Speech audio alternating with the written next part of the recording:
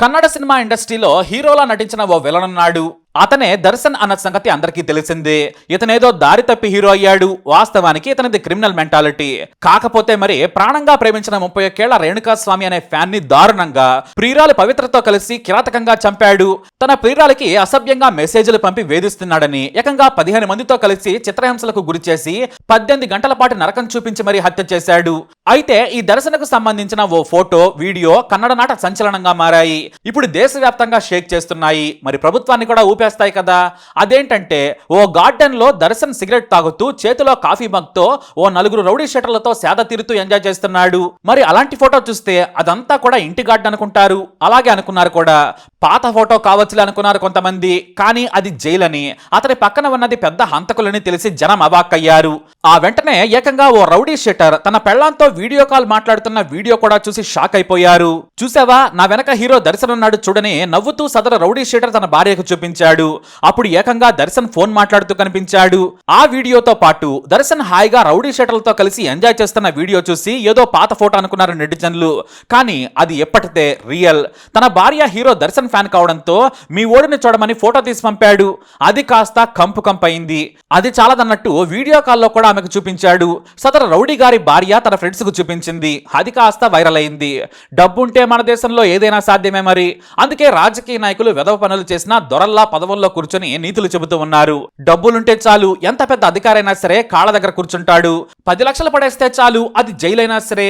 నైట్కు పాప కావాలా, బిర్యానీ కావాలా సార్ అంటూ పక్కలు కూడా వేస్తారు కొంతమంది అధికారులు. సరిగ్గా ఇప్పుడు దర్శన్ పరప్పన అగ్రహారం జైల్లో సకల సుఖాలు పొందుతున్నాడు.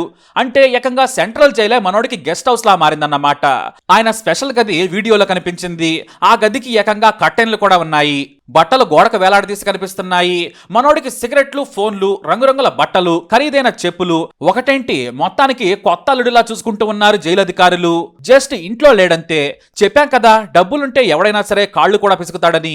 ఇక పరప్పన అగ్రహారం జైలుకు పెద్ద చరిత్రే ఉంది. విఐపీలు వస్తే చాలు ఏకంగా వివిఐపి ట్రీట్మెంట్ ఇస్తుందనే పేరుంది.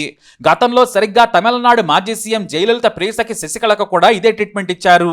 ఎంతలా అంటే నైట్ టైంలో ఏకంగా మారువేషంలో బయటకు వెళ్లి పుష్కలంగా తిని షాపింగ్ కూడా చేసుకుని వచ్చేదట. ఆ వీడియోలు కూడా గతంలో వైరల్ గా మారాయి. ఈ వ్యవహారంపై ఉన్నతాధికారులు మీడియా ముందు కూడా కొట్టుకున్నారు. శశికళకు విఐపి ట్రీట్మెంట్ ను తాను చూశానని ఓ పెద్ద నేత కూడా మీడియాకు చెప్పడం సంచలనంగా మారింది. ఆ తర్వాత కొంతమంది ఉన్నతాధికారులు బదిలీ అయ్యారు. కానీ జైలు అధికారులు విఐపి ఖైదీల కోసం కాచుకుని కూర్చుంటారట. ఎందుకంటే ఎవడైనా డబ్బున్న వాడొస్తే జైల్లో ఉన్న ఫెసిలిటీస్, ఫుడ్ ను తట్టుకోలేక ఉరేసుకునే పరిస్థితి వస్తుంది.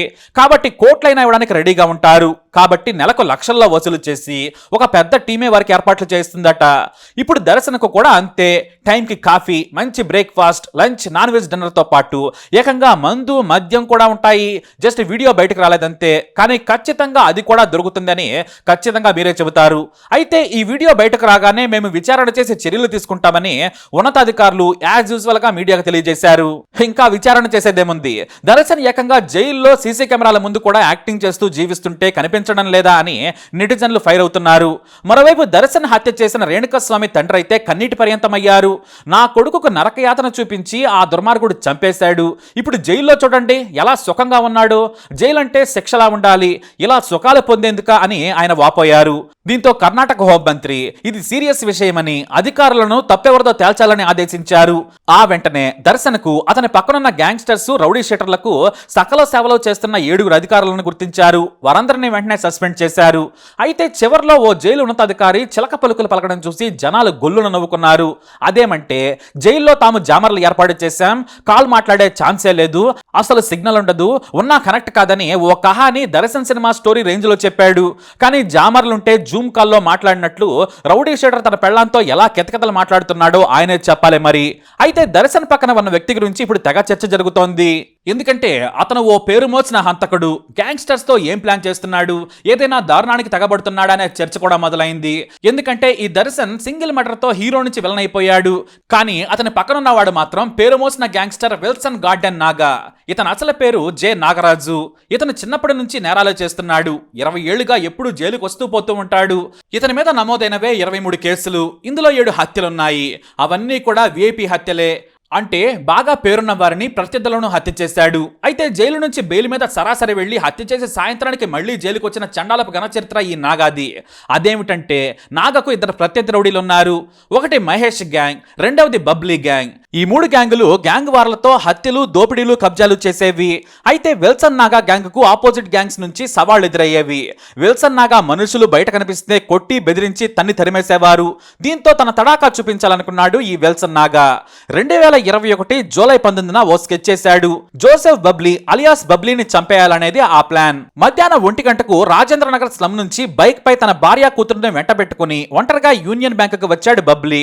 మామూలుగా అయితే ఎప్పుడు 5-6 ఉంటారు, కానీ పోలీసులు బెదిరించడంతో గ్యాంగ్ ని వెంట తీసుకురావడం తగ్గించాడు. కేవలం ఆపరేషన్ కి ఉపయోగించేవాడు. ఇక ఇదే ఛాన్స్ అని విల్సన్ నాగా తన గ్యాంగ్ తో వెంటపడ్డాడు. బ్యాంక్ పార్కింగ్ ఏరియాలో బైక్ ని పార్క్ చేశాడు.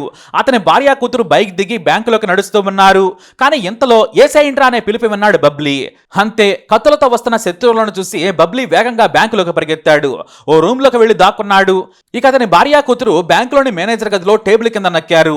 ఇక 10 మంది రౌడీలు గ్లాసులను పగలగొట్టి డోర్ ఓపెన్ చేసి బ్యాంకులోనే బబ్లీని తెగ నరికారు. ఆ తర్వాత కార్లు, బైకుల మీద దర్జాగా వెళ్లిపోయారు.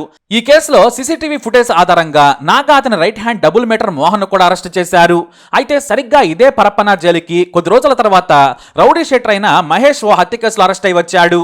ఈ మహేషే మరో మిగిలిపోయిన ప్రత్యర్థి. అయితే అదే జైల్లో ఈ మహేష్ ని కూడా చంపాలనుకున్నాడు విల్సన్ నాగా. కానీ వారంలోనే అతని మనుషులు జైలుకు రావడంతో విల్సన్ నాగా వెనుకడుగు వేశాడు. పైగా ఓ బ్యారక్ నుంచి మరో బ్యారక్ వెళ్లడం కుదరదు. అయితే జైలు అధికారులు కూడా ముందే చాలా స్ట్రిక్ట్ గా చెప్పారు. తప్పుడు పనులు చేస్తే చీకటి గదిలో వేస్తాం, మీ ఇష్టమని హెచ్చరించారు. దీంతో డబ్బులిచ్చి జల్సాలు చేసుకునేవారు.